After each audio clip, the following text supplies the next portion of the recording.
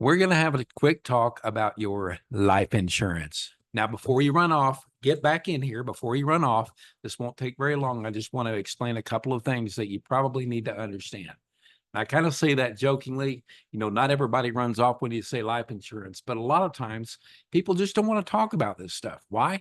Because probably they don't want to think about dying, even though they know that they need to have it. I get it. It's human nature. It's just human nature to delay and postpone things that we shouldn't sometimes. But how many of you, and it wasn't all of you, it was some of you, started to get a quote or ask about life insurance and find out what it was going to be. And then not all of you did. Some of you went ahead and did it, but some of you went home thinking about it. You wanted to think about it.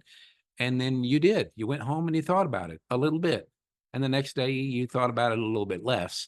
And the next day a little bit less. Life is happening. And pretty soon you're a few years down the road and you still don't have any life insurance because you didn't pull the trigger on it.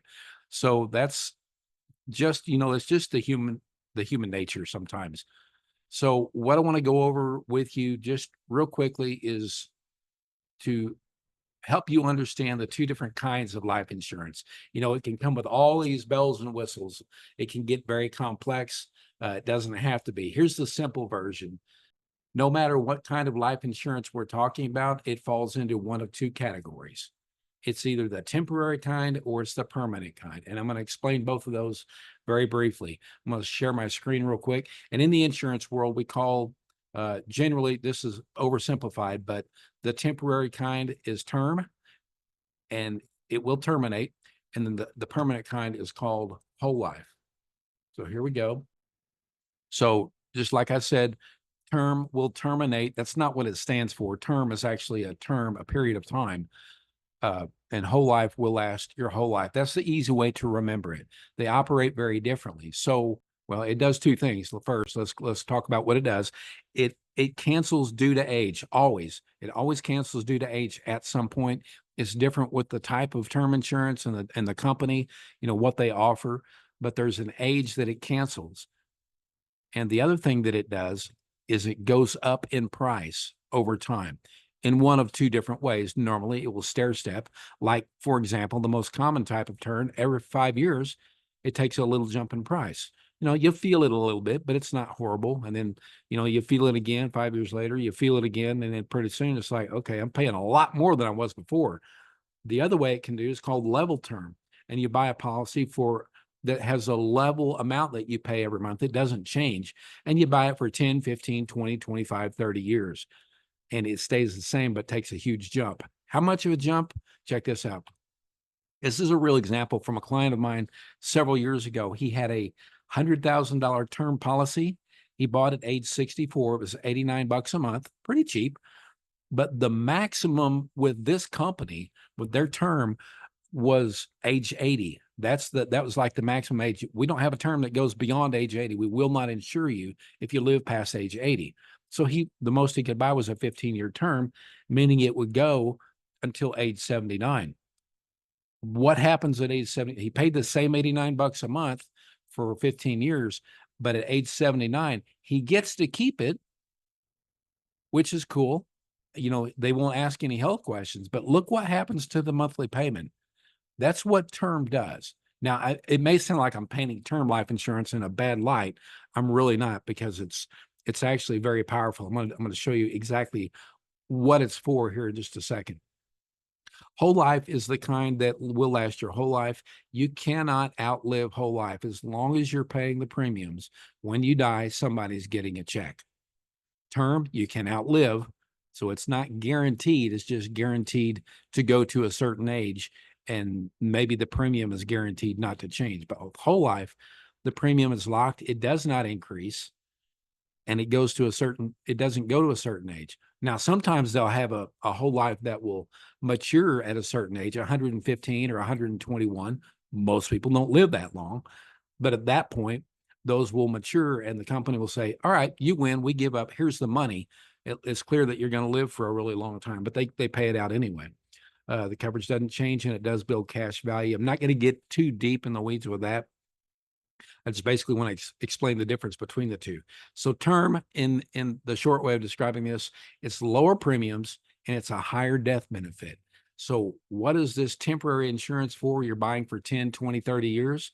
Usually for someone who's still working, they have a family that they need to protect. There's an income that they need to protect. The income goes away if you die. So you want your spouse to be able to take care of debts and bills and have some money to live on for a while. That's where you see 100, 250, 500,000, a million and up, depending on what you can afford, what you need. That's what term does. So it's designed to pay. They don't pay out very often because usually people outlive them.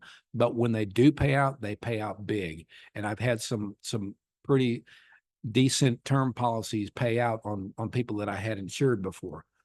So, it sometimes people have accidents and die. So you have a big payout when that happens. Whole life, on the other hand, has a higher premium. Why?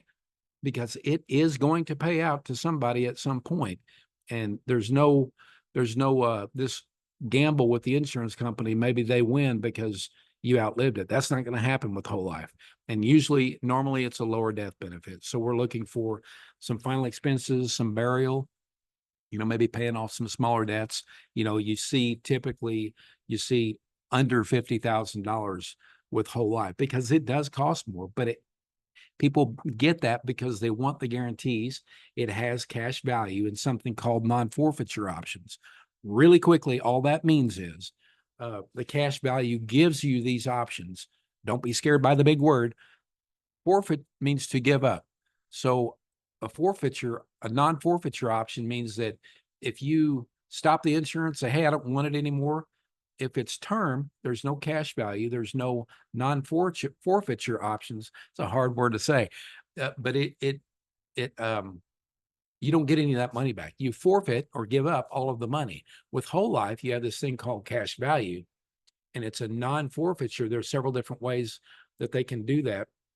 But it means that if you give up the life insurance, you have some other options. There's some cash that you can take, or you can say, you know what, let's lock in a certain amount of insurance where I'm not giving up all that money that I paid in, but I don't want to pay anymore. So there's different ways that they could do that. So two totally different purposes between term and whole life.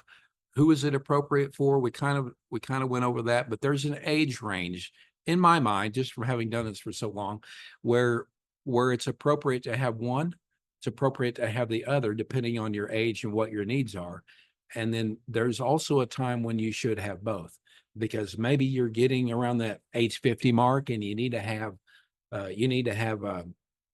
something that's guaranteed to be there when you die, when you're 98 or whatever you're going to live to, that you've locked in, something in a permanent insurance that you've locked in at a younger age. So you've locked in that lower price before your health changes. So you're still healthy, but you also are still working and you need, maybe $250,000 or $500,000 to take care of your family and to pay off some debts. So there's really a period of time, depending on, it's always situation or person dependent, but sometimes there's a period in your life when you really need to have both. So hopefully this little life insurance talk didn't scare you off, but it's kind of important to know that there's the two different types. There's kind of some in between types too that are a little more complex, but we're not going to get into those today. But hopefully that helped everybody understand things a little bit better. If you have any questions, as always, I'm here. You can shoot us a text or send us an email or give us a call at the number below. And we hope to talk to you soon.